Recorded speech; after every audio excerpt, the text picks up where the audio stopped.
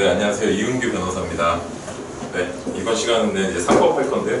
일단 시작하기 전에 제가 헌법 관련해, 공법 관련해서 조금 말씀을 드리면, 행정법은 제가 지난 시간에 말씀드린 것처럼 사례집 위주로 정리하시면 되고, 교과서를 보실 필요가 없어요. 행정법은 사실. 네, 교과서라는 거는 이제, 그리고 뭐 지난 시간에 제가 해드렸던 것 중에 그 사례형이랑 그런 거 보는 거 위주로 설명을 드렸지만, 그 안에 원리가 다 있어요. 그러니까 사례형을 먼저 정복을 하면은 객관식이 자동으로 정리가 돼, 행정법은. 게다가 그 자기가 유형론을 알고 접근을 하면 판례 같은 것들도 그 틀 안에서 다 정리가 되고, 하여튼 적법요건만 자기가 그 네 가지 쟁점이 되는 것만 분류해서 정리할 줄 알면은 전혀 문제가 되지 않아요. 솔직히 자기가 행정법만 공부한다 이러면 일주일에서 2주일 사이에 마스터할 수 있는 게 행정법이에요.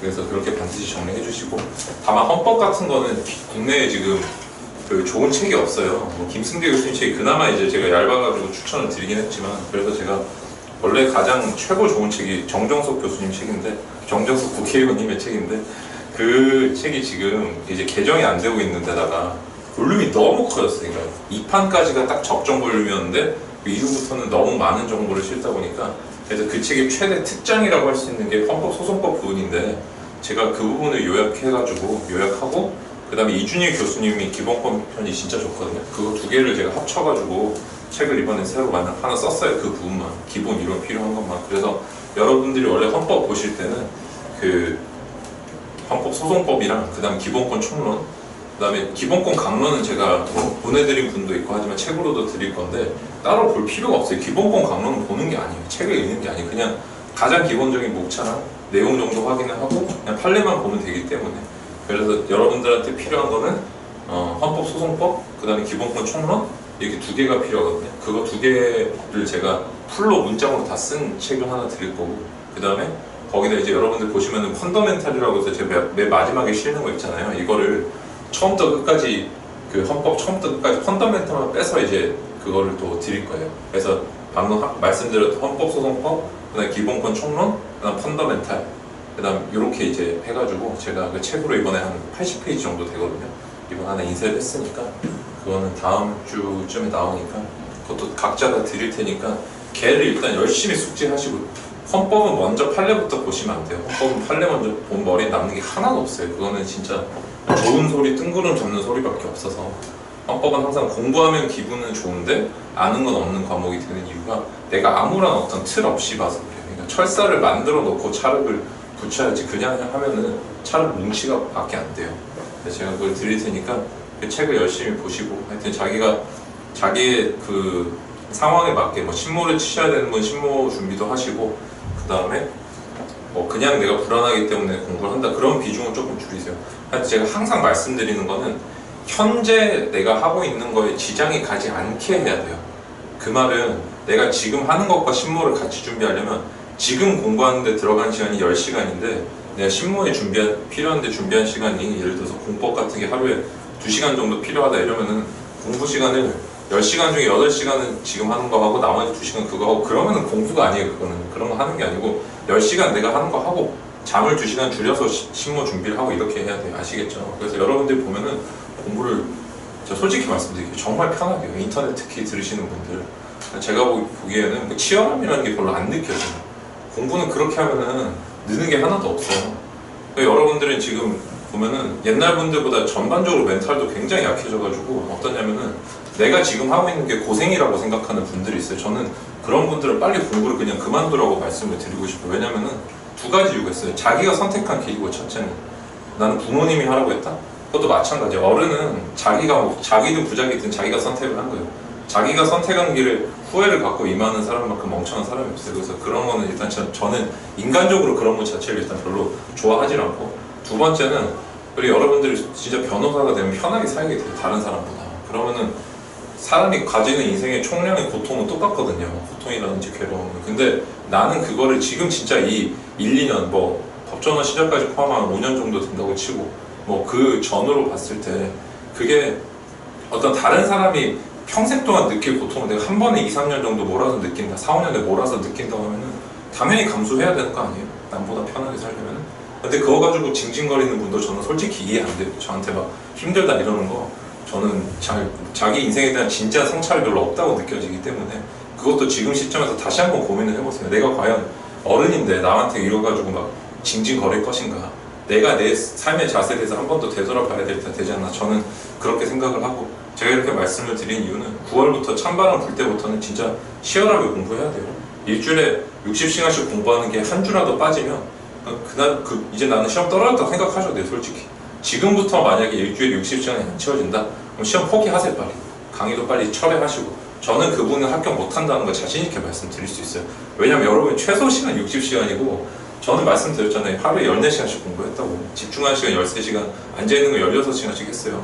그렇게 해야 뭐 단기에 합격하고 기적이 만들어지는 거지. 여러분처럼 어영부영하게 시간도 막 대충 그냥 보내고 앉아가지고 딴 생각하고 이렇게 하면은 절대로 시험이 될 수가 없어요. 그런 분은 빨리 포기하라고 제가 말씀을 드리고 싶습니다. 하여튼 정신 바짝 차리시고 이제 상법 할 건데, 상법은 기본적으로 그 회사법을 가장 먼저 보시는 게 좋아요. 왜냐면은 일본에서는 사실 상법이라는 회사법이 따로 단행법이 만연이 돼 있어요. 그래서 이제 우리나라도 일본을 따라가다 보니까 그 상법 교과서들이 각권으로 나오는 이유가 그것 때문에 그래요. 일본에 보면 회사법 책이랑 상법 상총 상행위가 따로 돼 있거든요. 그래서 그걸 이제 좀 베껴가지고 그런 건데, 일단은 우리가 가장 힘들고 어려운 거를 먼저 돌파를 해야만 나머지 뒷부분이 쉬워져요. 그래서 회사법 같은 게 여러분들 보시면 사례형 산문에서 항상 2개밖에 안 나오거든요.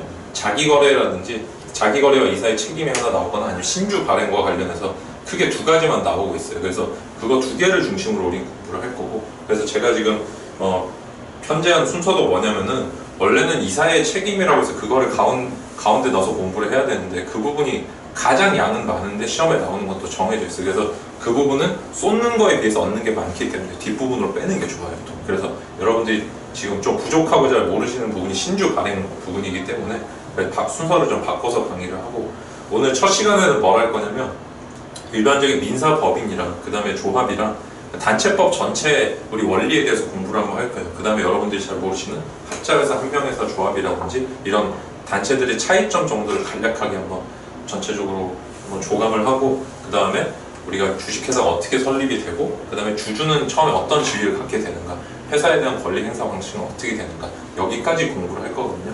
한번 잘 따라와 주시기 바랍니다. 일단은 우리가 전체적인 그 법인의 시스템을 한번 전체적으로 정리를 해볼게요. 일단 우리가 법인격이 있냐 없냐를 가지고 일단 나누는 건데,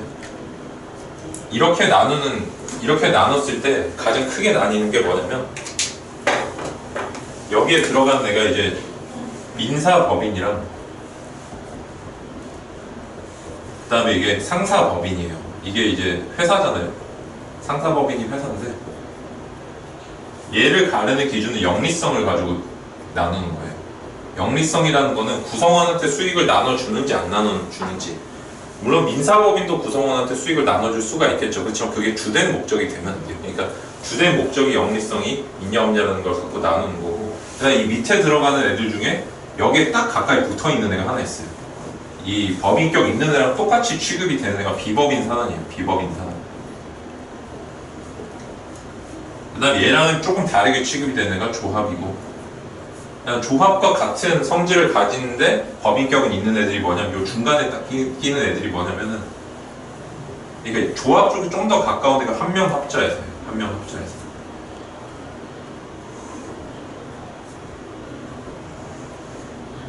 그 다음에 유한책임회사 같은 경우도 마찬가지예요. 유한책임회사. 이것도 사실상 조합인데 얘도 그냥 법인격을 줘서 대외적으로는 유한책임을 지게끔 만들어 놓은 거거든요. 그 다음에 여기 이제 보면 이게 주식회사고 상사법인 가장 많은 게, 그 다음에 여기 이제 성질이 비슷한 게 절차만 간소화시켜 놓은 게 유한회사예요. 유한회사.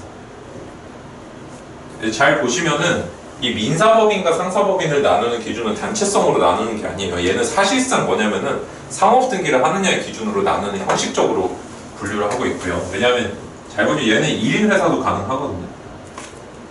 가능하기 때문에 얘는 형식적으로 나눈다. 상업등기를 했느냐에 따라 나눈다는 거고, 그 다음에 이 밑에 애들은 이제 이때부터는 단체 실질을 갖고 나누는 거예요. 얘랑 얘. 법인격이 있냐 없냐. 비법인 산원을 제외하고 이 이후부터는 단체 실질이 있냐, 단체의 결합의 정도가 어떠냐, 그 다음 여기 밑에 한명합자 유한조합이라는 이런 애들은 원래 민법에서 배울 때는 여러분들이 단체성이 약한 애들이라고 배웠잖아요. 근데 그렇게 공부하지 마시고 얘들은 구성원의 개성이 더 중요하다 이렇게 보시면 돼요. 구성원의 개성. 예를 들어서 우리 종 중에 제가 이제 용인이가인데 용인이가 종 중에서 제 한 명의 어떤 개성이 중요할까 별로 안 중요해요. 용인이가라는 전체 우리 일족의 어떤 성질이 중요한 거지. 근데 조합체 같은 거 동업을 할 때 우리가 학교 앞에서 어디 옷가게를 하나 한다 그러면은 DP하는 것도 그 사람의 센스나 능력이 달린 거고 그 다음에 어떤 수주를 받아오는 것도 그 사람의 능력이 달린 거겠죠. 어떤 사람이 같이 사업을 하느냐에 따라 이제 성질 자체가 완전 달라지잖아요. 그죠? 그러니까 이런 조합이라든지 한 명 학자에서 유한 체계사 이런 애들은 구성원 자체가 어떤 중요한 성질을 갖게 되는 거예요. 그래서 물론 이제 그러면 여기 보시면 이 회사라는 이름이 붙은 애들하고 이 조합과의 차이점 뭐냐면 얘 조합은 계약의 형태로서만 규정을 하고 있어서 얘들은 대부분의 구두로서 그냥 해요. 야 우리 동업할까? 동업하면서 그 계약서를 만드는 친구들은 잘 없잖아요. 그죠? 근데 이쪽으로 가면은 정관이라는 걸 반드시 일단 작성을 하게 돼 있어요. 정관이라는 걸. 그래서 얘들도 보면 일단은 형식상으로 차이가 있다는 걸 알 수가 있죠. 네, 실질은 조합인데 민사상 조합은 진짜 그냥 어떤 정관의 형태로 뭔가 짜두질 않아요. 그러니까 헌법을 만들어 두질 않는다는 거예요. 근데 한명학자, 유한회사 이런 애들은 일단은 우리 회사법상 법인격을 갖기 때문에 정관의 형태로 뭔가 규범을 정립을 해둔다는 거죠. 그냥 지금 이거 외우시는 건 아니고 그냥 이렇구나 하는 정도만 알아두시면 돼요. 그래서 기억을 해두셔야 되는 거는 이 비법인 사단 얘는 이 실체법이라든지 아니면 우리가 소송법에서 사실상 법인하고 똑같이 쳐준다는 거 하나만 기억을 해두시면 되고 그 다음에 한명학자 유한회사 같은 경우는 얘는 실질이 조합에 가깝다는 거 이 두 개만 크게 포인트를 기억을 해두시면 돼요.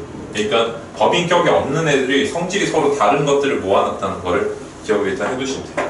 그 다음에 우리가 이런 전반적인 이제 민사법인은 이렇게 크게 봤을 때 이렇게 되는데 적용이 되는 법규에 대해서 한번 얘기를 해보면은 우리가 상법에 대해서는 제가 하나 일단 시작부터 말씀을 드리고 싶은 게 상법 교수님들 특유의 어떤 그런 이론 월드가 있어요. 저는 상법 월드라고 부르는데 그게 뭐냐면은 사실 민법이라는 게 우리 민사의 일반법이거든요. 그래서 상법의 규정이 없으면 민법에 의하라고 상법 1조에도 나와 있어요.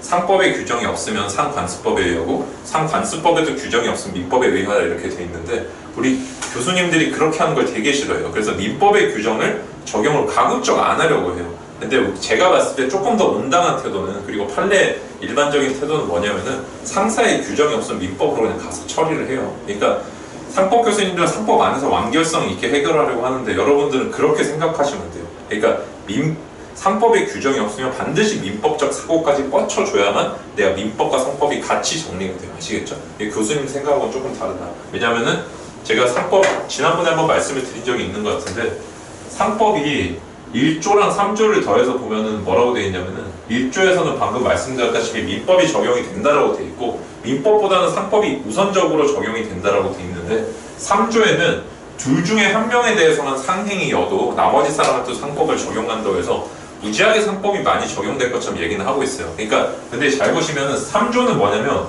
3조랑 1조는 당위예요. 당위. 이거 두 개를 합치면 당위적인 거에서 상법은 민법보다 먼저 적용이 돼야 된다는 뜻인데 실제 근데 현실은 어떠냐? 상법의 규정이 너무 없어요.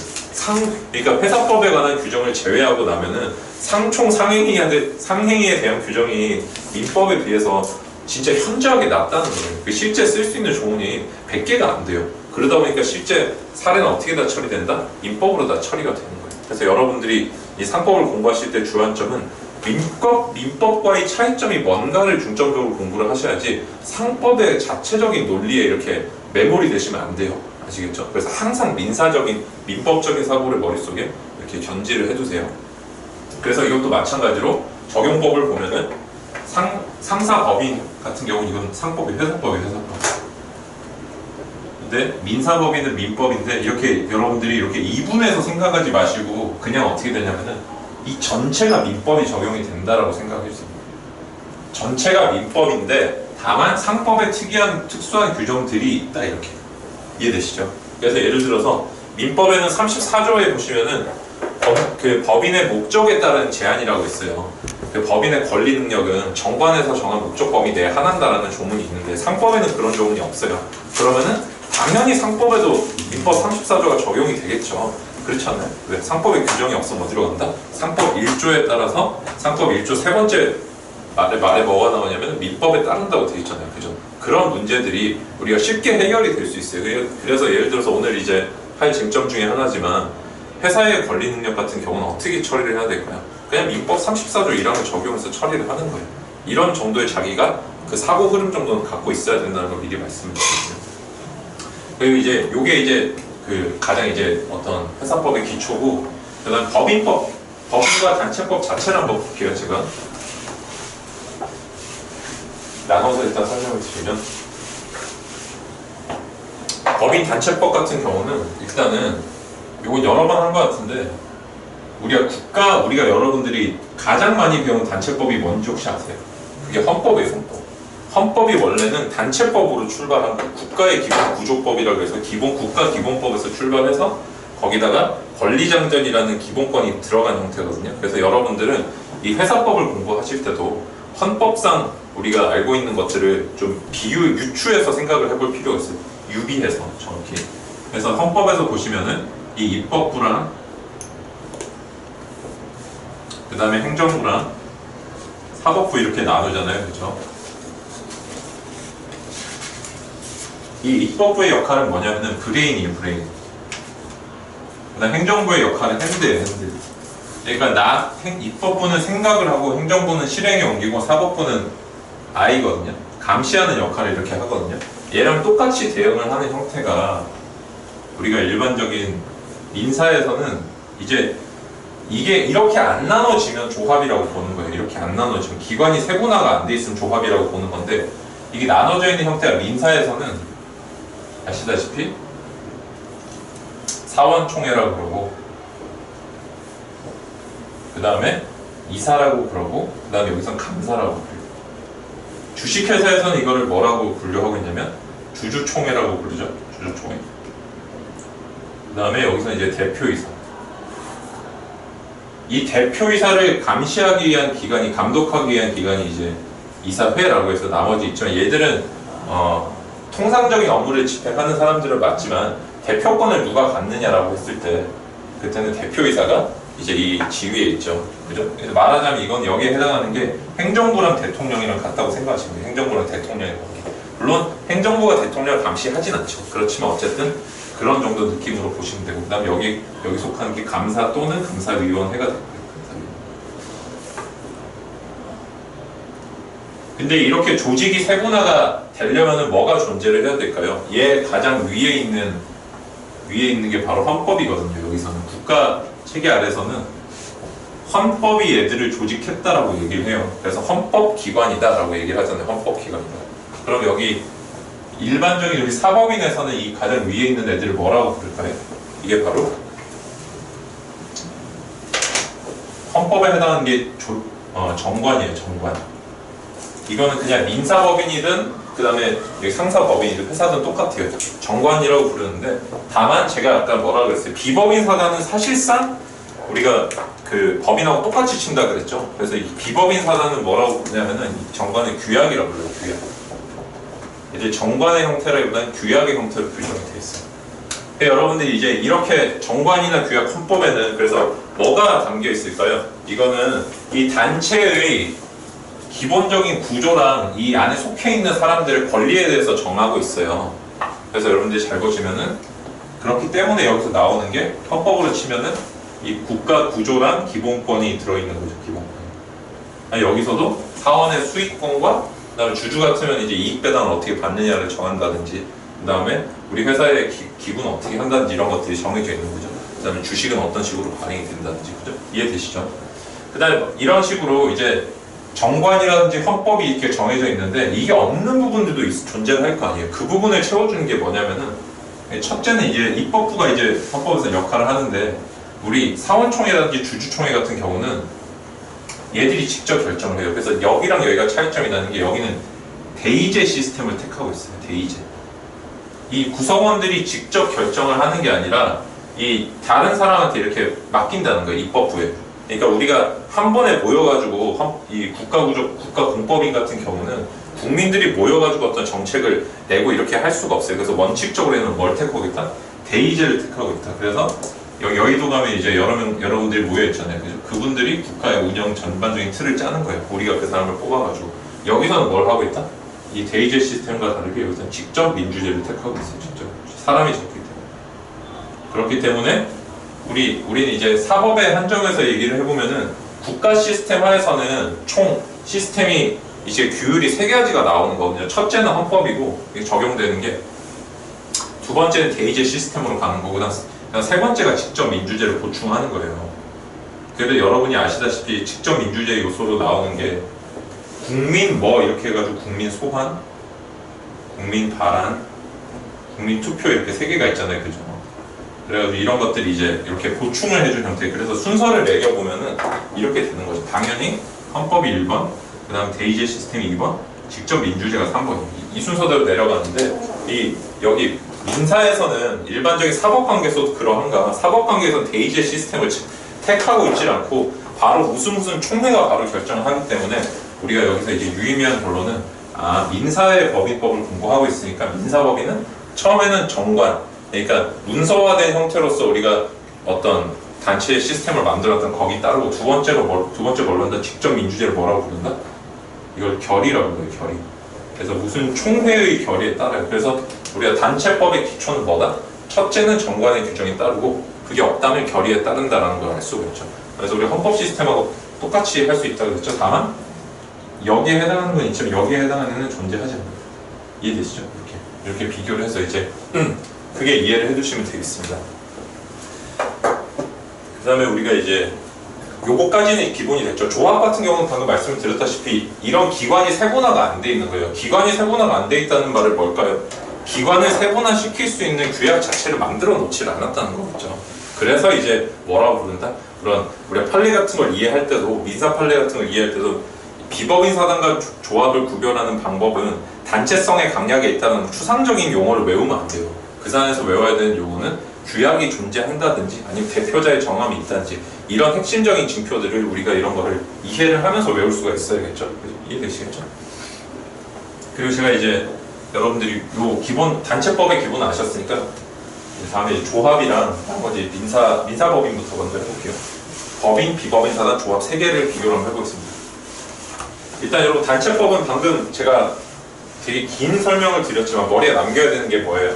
첫째는 문서화된 규범, 즉 정관의 규정 또는 정관 또는 규약에 따라서 처리를 하고, 그게 없으면 뭘로 한다? 결의로서 한다. 이해되시죠? 결의는 대부분 뭘로 하게? 다수결로 하게 돼 있어요. 이게 단체법의 기초예요. 아시겠죠? 민법하고 유권에 보면은 방금 제가 말씀드렸던 것들 간접적으로 써놨어요. 나중에 한번 읽어보세요. 거기 보면 그 공유랑 합유랑 총유랑 비교해 놓은 게 있는데 단체법 이해하는 데 도움이 많이 돼요. 그래서 뭐 지금 들으시는 분들은 그거 보지 마시고 합격하고 보시고 혹시나 관심 있으면 나중에 보세요. 그리고 일단은 요걸 한번 비교를 한번 해볼게요. 인사상 법인이랑 어떻게 쓰는 게 좋을까? 비법인 사단부터 먼저 해볼게요. 조합, 그 다음에 비법인 사단,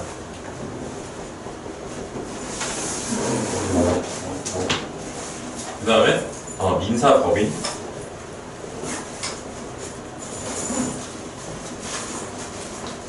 회사. 이렇게 한번 나눠보면은 이 사람들은 우리가 크게 어떤 거를 시스템을 갖고 공부를 하는 게 이해에 도움이 되냐면은 과연 대외적으로 어떤 행동을 할 때 어떤 방식을 따르고 있는가, 대리의 방식으로 하는지 대표의 방식으로 하는지, 그에 따른 어떤 권리 의무가 어떻게 귀속이 되고 어떻게 채무를 부담하는지, 그 다음에 재산관계는 어떻게 되는지, 이 세 개로 한번 나눠서 설명을 한번 해볼게요. 세 개로 나눠서.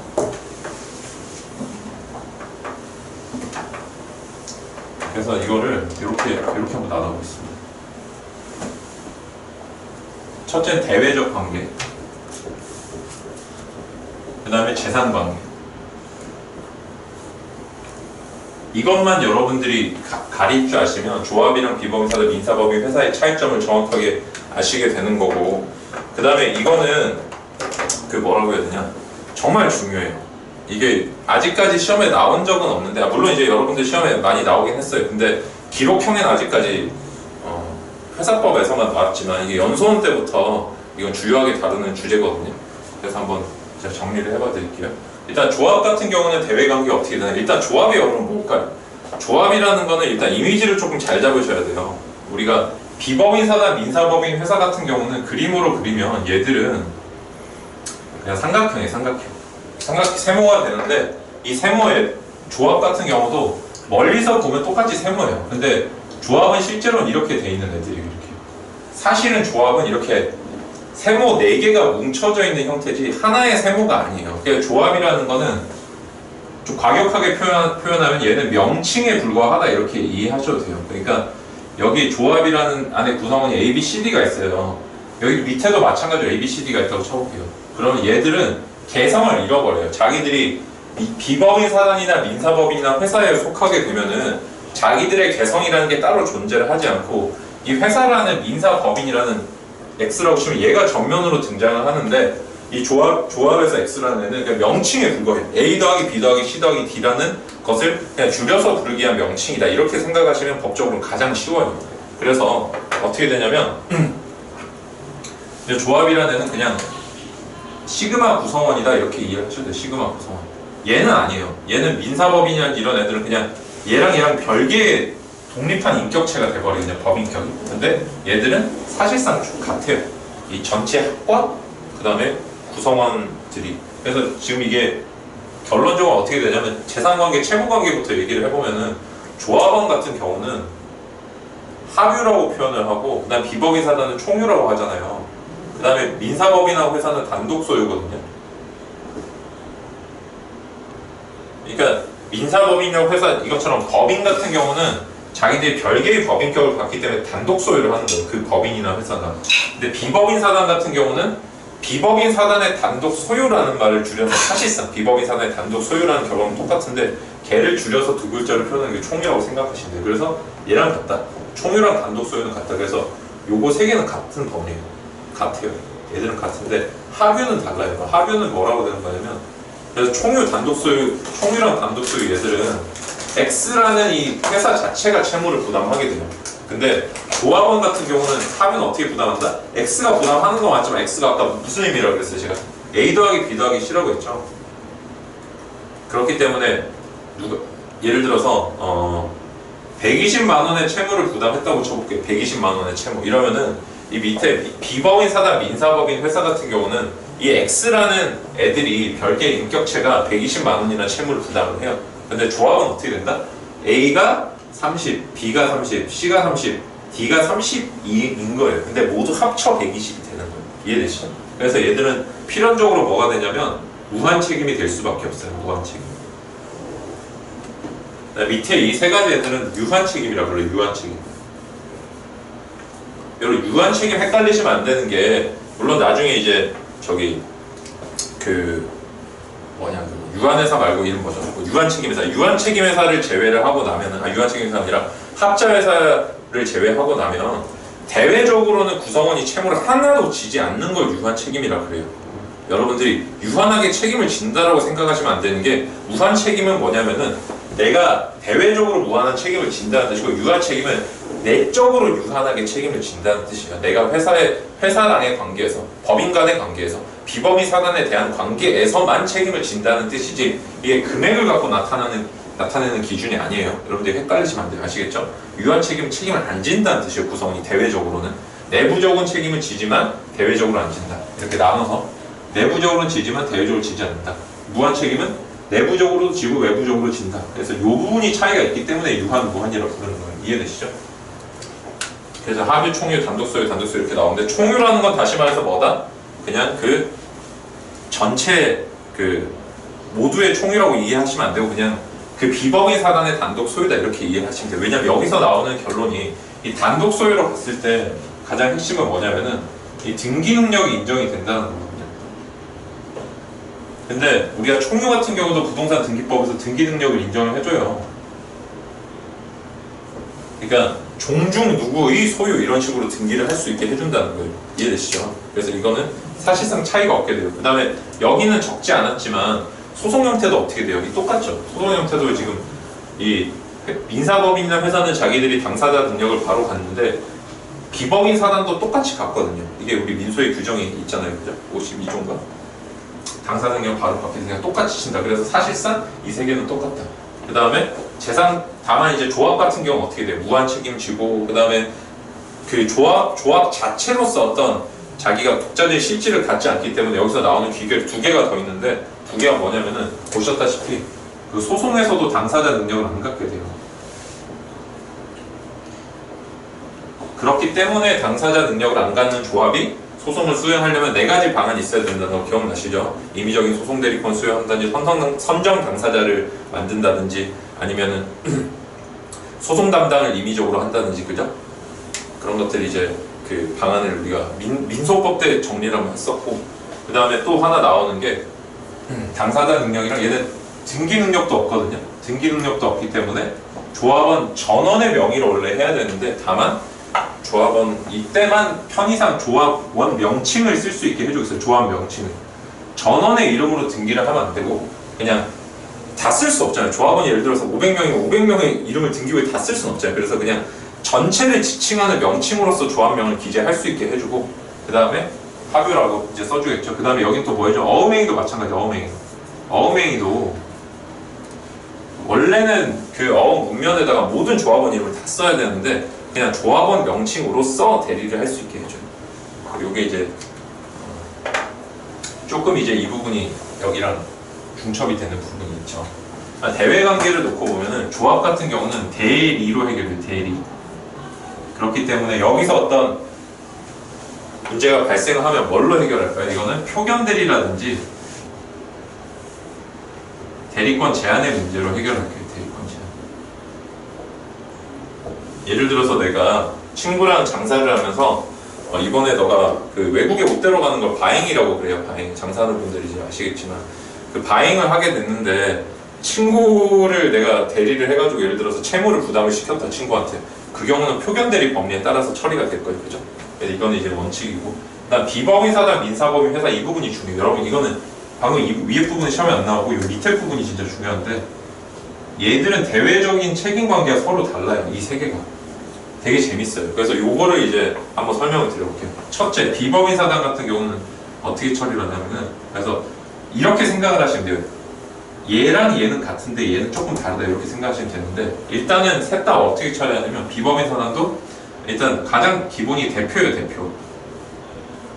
회사랑 민사법인은 대표의 방식으로 처리하는데 비법인 사단은 모든 규정을 다 유추 적용하거든요. 그래서 얘도 대표로 처리해요. 근데 대표는 민법 59조 2항을 보시면 뭐라고 되어 있냐면 대리에 관한 규정을 준용한다 이렇게 되어 있어요. 민법에 59조 2항에. 그렇기 때문에 이 말은 뭐라는 거겠어요? 대표는 다 대리다.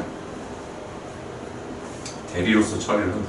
그러면 이 사람들이 어떤 대외적으로 어떤 권한을 벗어나는 행위를 했다든지 이런 행위를 하면은 다 그냥 대리권의 법리로 처리를 하면 되겠네 라고 생각을 할 수 있겠지만, 여기는 조금 특수한 법리가 형성이 돼 있어요. 회사법에서는 이걸 뭐라고 부르냐면은, 그러니까 대리권에 어긋나는, 대표권에 어긋나는 행위를 했을 때 이거를 전단적 대표행위라 그래가지고 어떤 별도의 하나의 법리군이 형성이 돼 있어요. 얘를 처리하는 어떤 하나의 틀이. 그 다음에 민사법인 같은 경우는 그런 이름이 존재하진 않거든요. 다만 여기서는 이제 민법 60조가 있거든요. 60조가. 60조를 갖고 처리를 해요. 민법 60조를 갖고. 그 다음에 비법인 사단 같은 경우는 그런 규정 자체가 존재를 하질 않아요. 그래서 이거는 그냥 일반 원칙에 따라서 해결할 수밖에 없어요. 그럼 제가 이 세 개 전체를 아우르는 일반 원칙을 설명을 드려볼게요. 이 비법인 사단과 민사법인과 회사의 대외적인 행위 관계, 그 다음에 그 대표자가 어떤 권한을 벗어나는 행위를 했을 때 어떻게 처리하냐면은 세 가지 스텝을 갖고 처리를 해요. 지금부터 잘 들으셔야 돼요. 이거 어디다 적어야 될지 모르겠는데, 오른쪽에 재산 관계를 제가 지우고 여기다 써볼게요. 이거는 다 아실 테니까 별로 어렵진 않죠.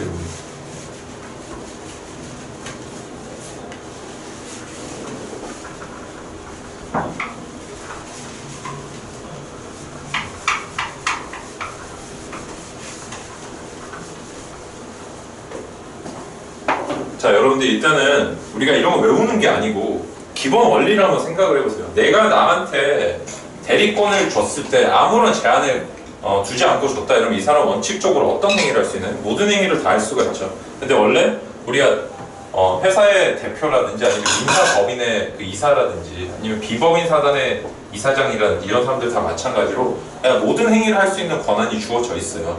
이게 법정 대리권과 비슷하다고 생각하시면 돼요, 회사 관계는. 근데 그래서 원칙은 뭐냐면 원칙은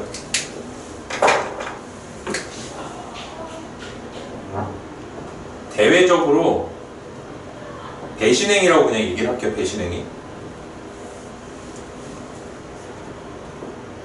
그런 행위라면 유효해요. 첫째는 유효해요. 다만 이거를 상대방의 그 배임 행위에 대한 사정을 알거나 알 수 있는 상황, 이런 거 기억나시죠? 그죠? 이렇게 되면 뭐가 된다?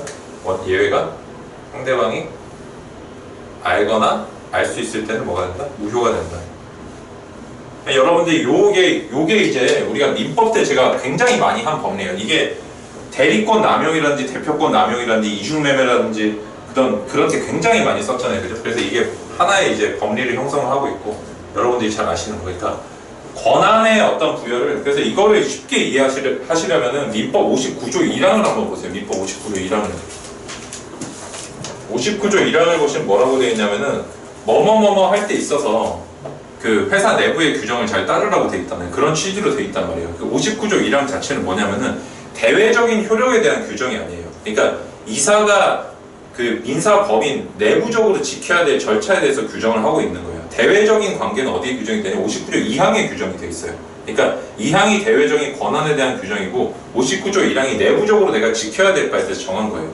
이거는 이중매매랑도 구조가 똑같죠. 그러니까 양도인 같은 경우는 제일 매수인에 대해서는 내부적으로 무슨 의무를 부담하고 있어요.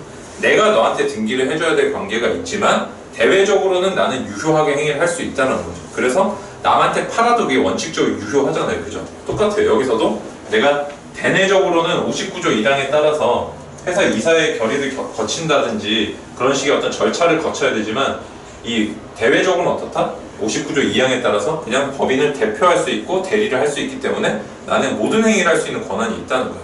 그래서 원칙은 대외적으로 행위를 하면 유효하다. 다만 상대방이 알거나 알 수는 무효가 된다 라고 보시고, 얘를 특히 상법에서 뭐라고 부르냐면 이런 법리를 상대적 무효설이라고 해요. 상대적 무효설. 물론 이제 책에 따라서는 원칙적으로 무효인데 상대방이 선의이거나 중과실이 없으면 유효다, 거꾸로 원칙과에 뒤집어서 설명하고 있는 경우도 있어요. 그게 좀 더 많은 견해이긴 하지만 어쨌든 전체적인 결론은 똑같죠. 그죠? 유효한데 상대방이 악이거나 중과실은 무효라는 말이나 상대방이 선의 무중과실이기 때문에 유효라는 말이나 똑같죠. 결과가 있어서. 그래서 얘가 이제 전단적 대표행위라는 법리는 여기에 따르고 있는 상대적 무효설. 그 다음에 민법상 일반 법리도 이렇게 돼요. 얘도 그래서 마찬가지로 처리가 돼야 되는데 다만, 그래서 이게 원칙인데 다만 민법 60조는 뭐라고 얘기를 하고 있냐면 한번 보세요. 민법 60조는 우리 등기제도의 취지상 민법 60조는 먼저 41조를 보시면은 이사의 대표권의 제한에 대한 규정은 정관의 일을 기재하지 아니하면 효력이 발생하지 아니한다라고 되어 있고, 60조에 보니까 정관의 기재를 했다 하더라도 뭘 한다? 등기를 하지 아니하면은 제3자에게 대항할 수 없다고 되어 있잖아요. 근데 그 제3자가 선의의 제3자인가요? 아니면 악의의 제3자인가요? 그냥 제3자라고 되어 있죠. 그 말은 뭘까요? 등기를 했냐 안 했냐에 따라서 일률적으로 처리를 하겠다는 거예요. 그래서 등기를 안 했으면 뭐가 된다? 상대방이 악의여도 보호를 해주고, 등기를 했다면 상대방이 선의여도 보호를 못 받는다는 뜻이에요. 이해되시죠? 그래서 민법의 규정 어떻게 한다는 거예요? 방금 알거나 알 수 있다 이런 거를 시정을 하는 거예요. 민법 60조는 선악을 불문하고 뭘로 처리한다? 선악을 불문하고 등기 여부로만 처리를 한다는 거예요. 그래서 이게 뭐냐면 이게 민사법인 등기의 효력이 이렇다는 거예요. 민사법인 등기의 효력. 얘는 그냥 등기했느냐 안 했느냐랑 갖고 처리를 하는 거예요. 이해되세요? 근데 상법 같은 경우 어떻게 되냐면 상대적 무효사로 똑같이 상법은 37조에 보시면은 상사 등기의 효력이라고 나와요. 1, 2항이 나오는데 얘는 민법하고 다르게 악의의 제3자는 보호를 안 해줘요. 그게 결정적 차이점이 마찬가지예요. 악의의 제3자는 악의는 보호를 안 해준다. 그래서 방금 말씀드렸던 대외적 행위는 유효하지만 상대방이 알거나 알 수 있으면 무효라는 것과 괴를 같이 해요. 그래서 이게 상법이 오히려 민법과 다르게 선의의 제3자는, 그러니까 악인에는 보호를 안 해주고 민법이 거꾸로 돼가지고 악의까지 보호를 해줘요. 민법이. 이해되세요? 그래서 여러분들 이거 그냥 외우시면 안 되고 원칙과 예외를 나눠서 항상 외우셔야 돼요. 그래서 크게 보면 얘가 가장 그냥 원칙이 좀 더 일반적으로 적용이 되는 애고 스텝 1이고 얘가 그 다음에 민법이 수정적인 범위예요. 얘는 선악을 가리질 않으니까. 이해되세요? 이게 너무너무 중요해요 여러분 이게.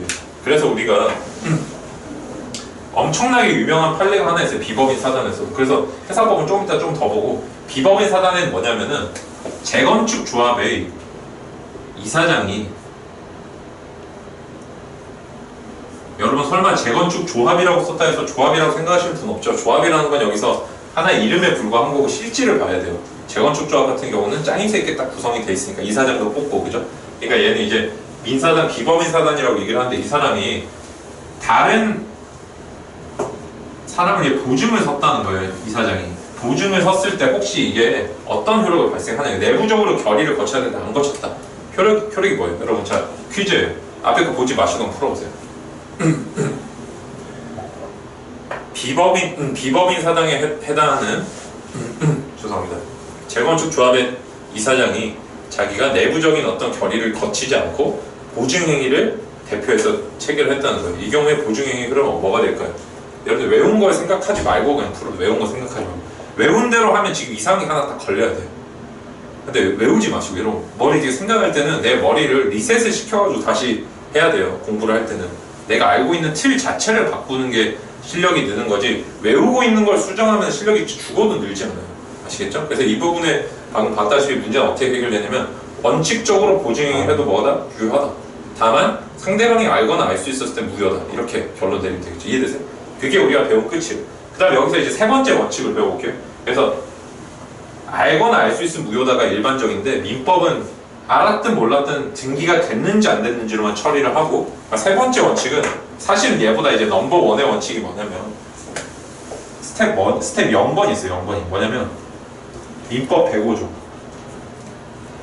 강행규정을 위반하면 무조건 무효예요. 강행규정 위반하면 강행규정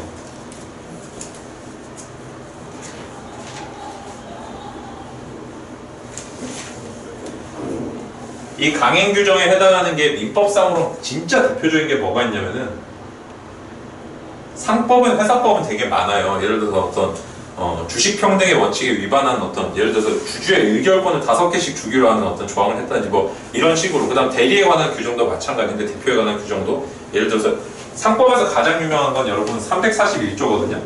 상법 300 자기주식 취득을 내가 위반되게 예를 들어서 자기주식 취득이라는 대표행위를 할 때 그거를 341조 위반되면 그냥 무효예요. 무효. 이게 강행규정이에요.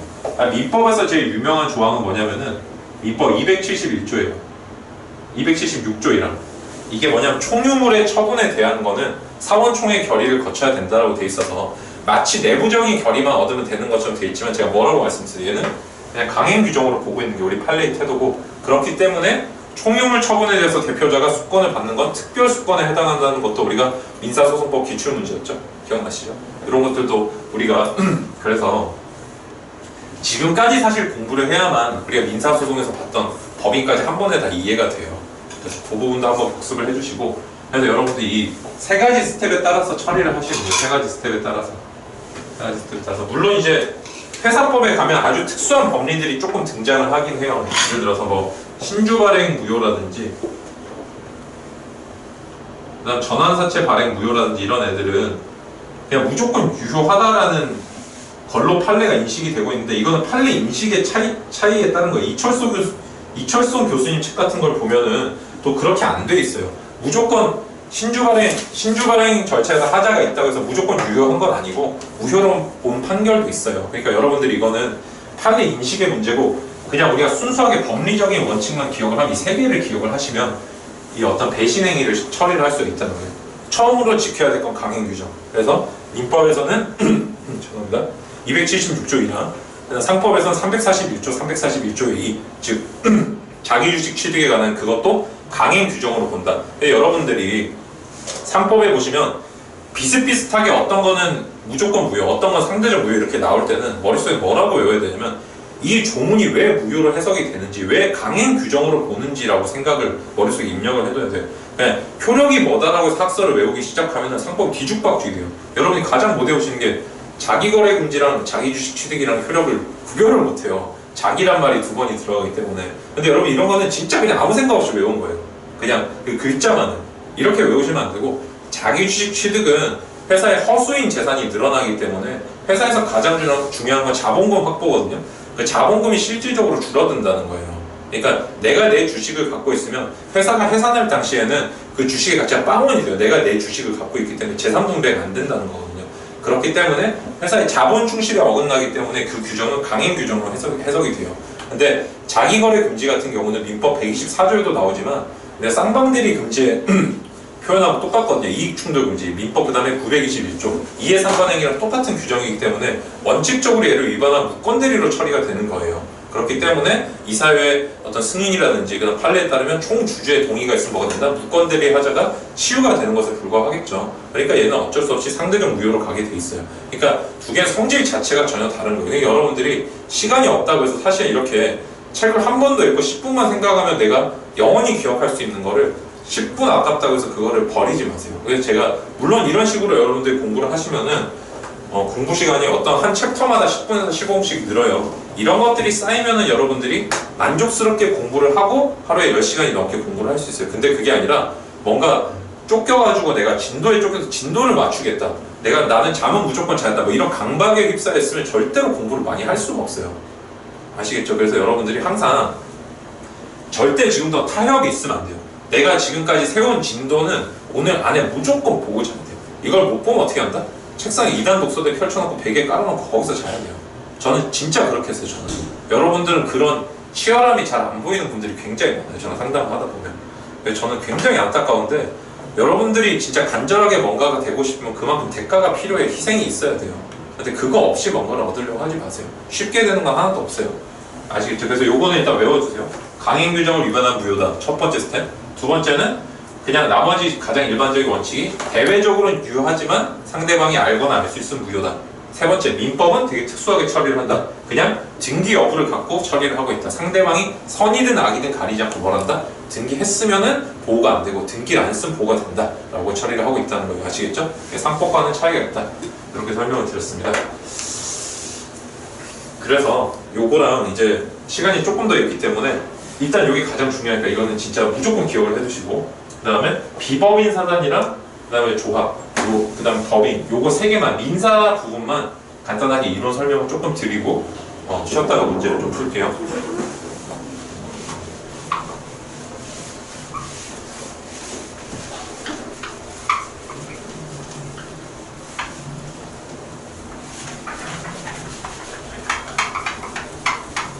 되게 안 좋으신데 죄송합니다.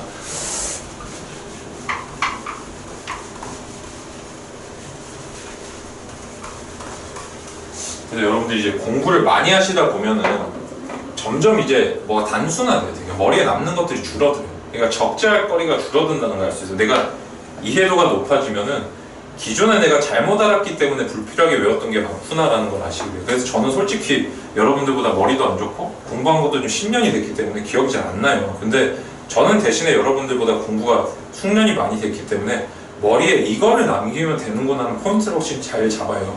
그래서 그런 것들로 제가 주로 펀더멘탈을 짜서 이제 여러분들께 드리는 건데, 그 중에 하나가 뭐냐면은 비법인 사단 같은 경우는 핵심이 딱 하나밖에 없어요. 방금 말씀드렸던 일반적인 법리를 제외하면 뭐만 보시면 되냐면 등기를 전제로 하는 사항을 제외하면 하는 사항 제외.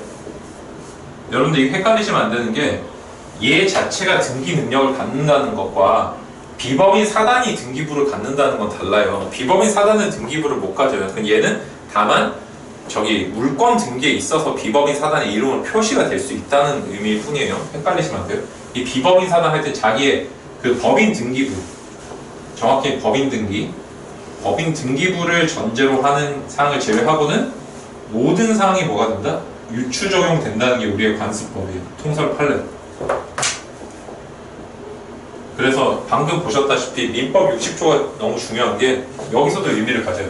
여기 등기를 전제로 하는 사항은 판례 중에 딱 하나 있거든요. 그게 민법 60조예요.